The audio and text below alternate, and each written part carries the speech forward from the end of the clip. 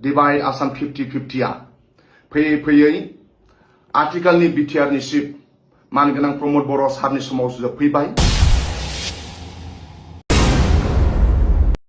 मोनसे बाथ्राखौ जों बुंनांगोन, मोसौखौ इंलिश ABCD फोरोंनाय बायदिसो जागोन। सार, आंनाव मोनसे कुइसन जादों। बै समाव जोंनि बेयाव 2014 सनाव 23 डिसेम्बराव घटना जानाय समाव सावथालजों बर'जों जानाय समाव बे समाव जोङो अरुणाचलाव थानो गोनां जादों। बे अरुणाचल थानाय समाव जोङो दै मोनलोङाखै, ओंखाम मोनजायाखै, जि गांसे गैया जोंनाव। बे समाव सारमोनहा BPF सरकार थानाय समाव मानो माइरं गरसे दालि गरसे मानो होफैनो हादिया? प्लेसिं जादों, नों सोरखौबा दाय खालामना लाब गैया। नोंथांमोना गफुराव रायजानाय मानसि 83 मा जानाय सरकार थानाय समाव मानो फैनो हादिया? जेनेबा मा जानाय बे जाथाया जायो, बे नङा। क'क्राझारावबो जादों बिदि जाथाया, मासबारावबो जादों, मासबारावबो जादों। सारमोना BPF सरकार थानाय समाव जुदि फैनो हायाखैबा मावनोनो हाखानाय नङा खामानिखौ। बिजेपिआ होआ होमब्लाबो प्रमदा देरहाया गयबारि आंथ' मोनसे तामुलपुराव गैया। जुदिअ' बिजेपिआ होआ होमब्लाबो प्रमदा देरहाया गयबारि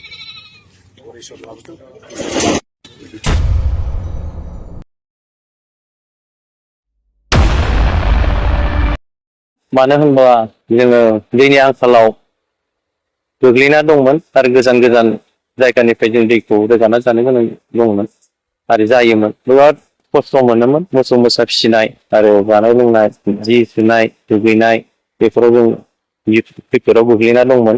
नाथाय जों दिनै बे बिसयखौ लानानै प्रमद सार बिथांनो जों थांदोंमोन आरो बिथाङा फेरेंगाजों रायज्लायनानै बे गैजारोङै बे दैनि आंखालाव थानाय मानसिफोरनो नोंथाङा दैनि फेसिलिटि होनांगौ होनना बुंनायलाय बिथाङा PFC डिपार्टमेन्टजों रायज्लायनानै आरो फरेस्ट डिपार्टमेन्टजों रायज्लायनानै जोंनो बे जायगायाव 47 न'खराव जोंनो लागै माने बरिं मोननै खुरना होबाय आरो जेजेम स्किमाव हमना होनायनि खोथा होनदों। दा 280 फुटनि दै मोननानै जोङो थारैनो गोजोननाय मोनदों। जों मानो होनब्ला मोसौ मोसा फिसिनो हादों आरो बिनि गेजेराव जों दुगैनो लोबनो थांना थानाय राहायाव जों माने गोग्गो दै मोननो हानानै जों बिटिआर गभर्नमेन्ट आरो फेरेंगा सारनिसिम फरेस्ट डिपार्टमेन्टनिसिम जों थारैनो जोङो साबायखर बावो। बेखौथ' जोङो मोनखादों आरो जों मोना होननानै जों बुङोब्ला जोंहा गोरोन्थि जागोन।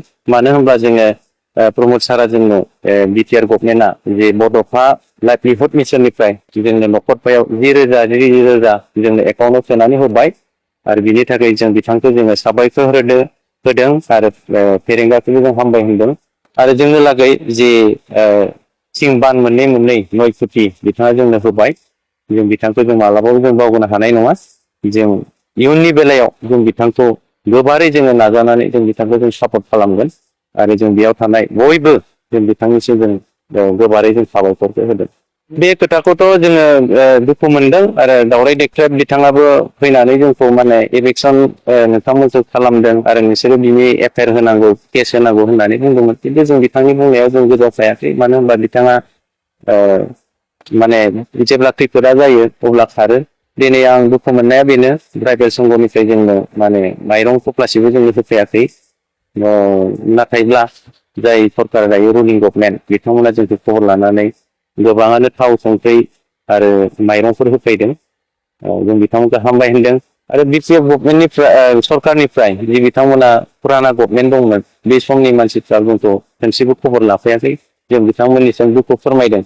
मानो होनब्ला जोंबो मानसिसो, जे बिथांमोना जेरै थांना थानो हादों जोंबो बिदि थांना थानो लुबैयो। बेनिखायनो एसे खबर लाफैयोब्ला जों मोजां मोनगौमोन। नाथाय बिथांमोना बिटिआरनि मानसिफ्रा जोंखौ माने एखेबारे गोजानाव दोनदों। माखौ लानानै जोंखौ एसेबां नेग्लेक्ट खालामदों जों मिथिस' हाया। नाथाय दानि गभर्नमेन्टआब्ला जोंनो सामब्राम फानलु थाव संख्रि राननानै होफैदों। बेखौ जों धन्यबाद होदों।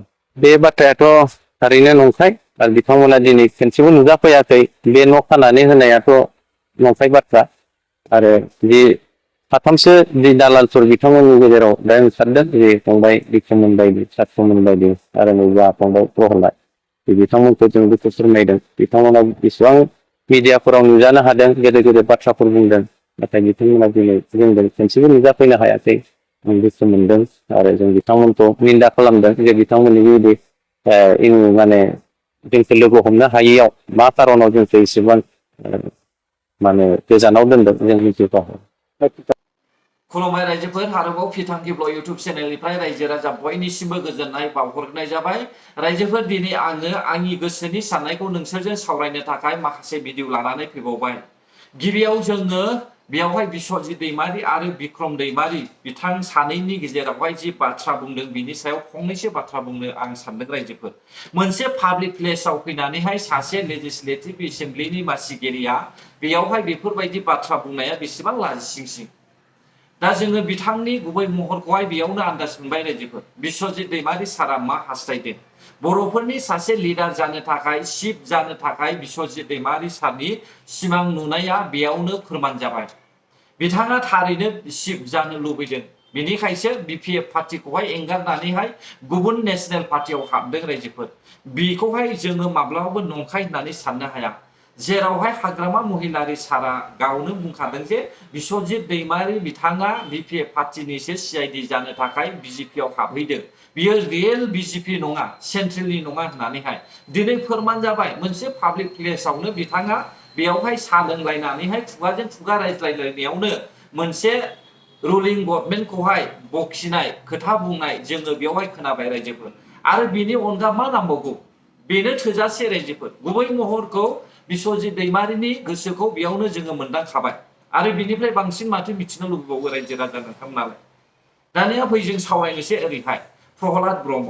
प्रहलाद ब्रह्म नोंथाङा जेसेबांखि होख्रावबाय थाया मानो, जेसेबांखि डेभेलपमेन्टनि बाथ्रा बुङा मानो, नोंसोरखौ बुजियै रावबो बाखि गैला। रायजो राजाया नोंथांमोननि सायाव माब्लाबाबो फोथायनाय गैया।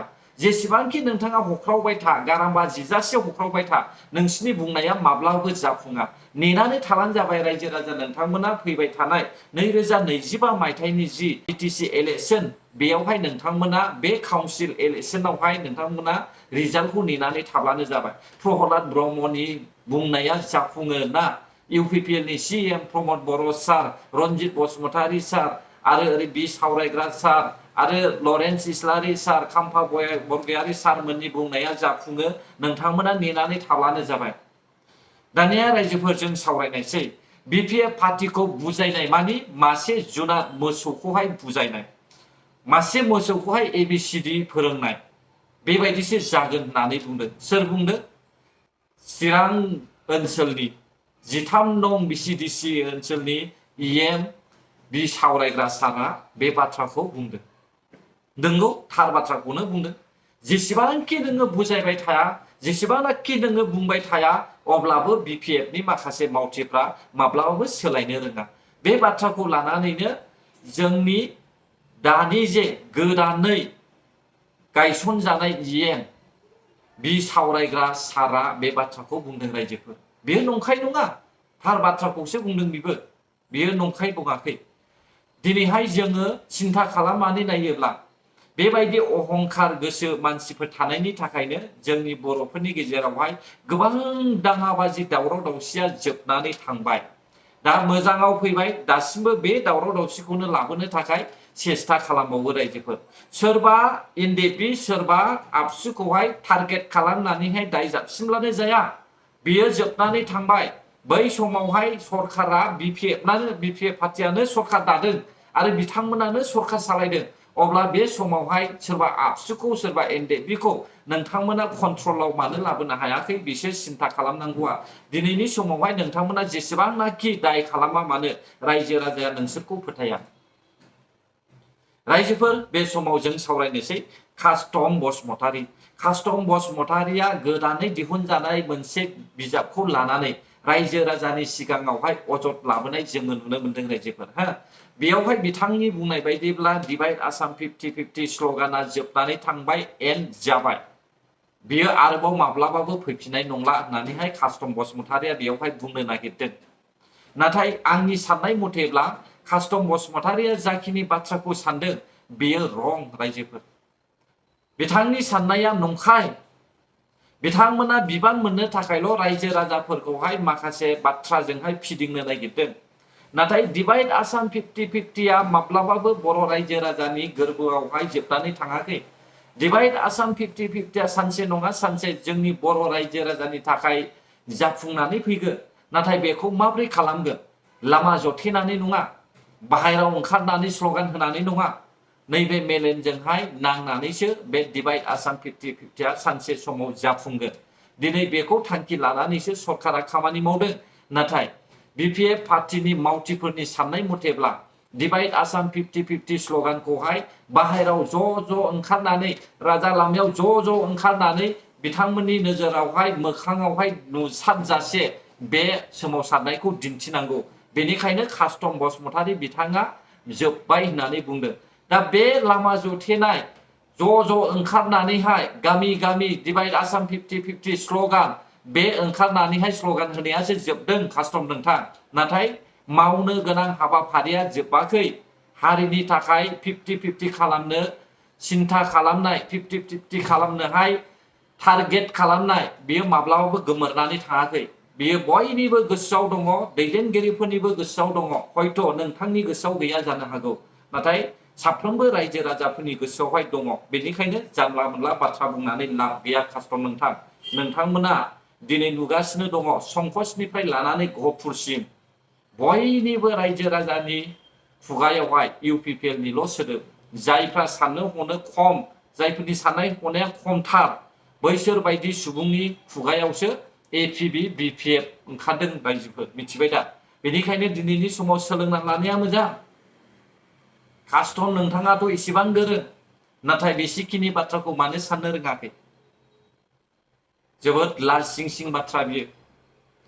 दिनैहाय नोंथांनि भिडिअखौ आं मानो हगाराखै? बिथांनि भिडिअखौ खोनासंनानै लाब गैया। हयथ' नोंथांमोना नुखाबाय, आं बेयाव क्लियारलि नोंथांमोननो दिन्थिनानै होखाबाय। बिजाब फरायनाय, गोदानै दिहुनजानाय बिजाब, प्रमद बर' सारनि दिहुनजानाय बिजाब बियो। दा बेखौ फरायनानैनो बिथाङा रायजो राजाफोरखौहाय थगायनो सानदों रायजोफोर। जों डिवाइड आसाम 50-50 फोजोबाखै।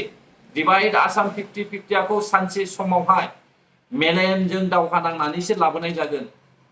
नाथाय बाहेरावहाय ज' जाजाय दावराव दावसि खालामनानै नङा। नोंसोर जेरै सानदों बेबायदि नङा। अब्ला रायजोफोर, गोरोन्थि जायोब्ला निमाहा होब्लानो जाबाय। जाय भिडिअखौहाय नुदों आं बेखौसो नोंथांमोननोबो फोरमायनानै होदों। अब्ला फै जों सावरायनोसै दावराव देख्रेबनि सायाव। नोंथांमोना दावराव देख्रेबनि अजद नोंथांमोना नुगासिनो दङ। बिथांमोना दावराव देख्रेबनि अजद फोरमायनानै होदों। दावराव देख्रेबखौ मोजां मोननि बाथ्रा फोरमायनानै होदों। नोंगौ, दावराव देख्रेबा अर सुनानै होनो गोरों, नाथाय बिथाङा अरखौहाय खोमोरनो रोङा। दा बे बाथ्राखौ लानानैनो बिथांमोना दावराव देख्रेबखौ आसि दिन्थिनानैहाय बाथ्रा बुंदों। दिनै दावराव देख्रेबमोन बायदि सासे दैदेनगिरिया हारिनि थाखाय माब्लाबाबो साननो रोङा। मोजां गाज्रिनि थाखाय बिथांमोना माब्लाबाबो सायख'नो रोङा। बिथांमोना दावरावखौल' खालामनो गोरों, नाथाय दावरावखौहाय बिथांमोना सुस्रांनानै होनो रोङा। दिनै बेखौनो जों नुगासिनो दङ। जेरै नोंथांमोना नुदों ओरै फारसेथिं प्रेस मुसाहारि सारखौहाय गामिनि रायजो राजाफ्रा मा कुइसन खालामदों? हयथ' नोंथांमोना नुबाय। कुइसन खालामजाथावनाबो नङामोन। कुइसनखौहाय खालामजानायनि थाखाय बिथांमोना गावसोरनो गोरोन्थिखौ मावदों। दा गोरोन्थि मावनायाव कुइसन खालामनायावहाय बेयावहाय माबा मोनसे खहा दङ नामा? थार बाथ्राखौनो कुइसन खालामदों। जेब्ला जाथाया जायो बे समावहाय BPFनि मावथिफ्रा गावबागाव एरायनानै थायो, रावखौबो नोजोर होआ। निदाननि समावहाय हेफाजाब खालामग्रा नङा BPF पार्टिया। मोजां समावल' फुस्लायहैग्रा, भटनि समावल' भट बिग्रा, बेबायदि मोनसे पार्टिसो BPF पार्टिया। बेखायनो दिनैनि समावहाय रायजो राजा नोंथांमोनाबो मोजाङै बुजिनाया मोजां। हारिखौ बबे लामाथिं माबायदि सरकारखौहाय सापर्ट खालामोब्ला बर' हारिया गेरेमसा जागोन, गुबुन हारिफोरनिफ्राय मुक्त जागोन, बेखौहाय जों सिन्था खालामनाया मोजां रायजोफोर। जोङो सेपारेट स्टेट जानायनि सिगां जों गावबा गावनि गोसोआव साननानै लानांगोन। मोनफ्रोमबो जाथिनि हारि माहारिखौनो जोङो बजबनानै लाथ'नांगोन आरो बिथांमोनजों ज' जानानै गोरोबज्लायनानै जोङो भटखौ खावनानै लानांगोन। बिनि उनावसो जोङो माबा मोनसे पार्सनेलि डिसाइडखौ खालामनांगोन। दा बेखौ जोंनि बर' रायजो राजाफ्रा रोंनांसिगौ। बेफोरखौ ससियेल मिडियायाव बुंथावनाबो नङामोन, नाथाय आं बुंनानै होबाय रायजोफोर।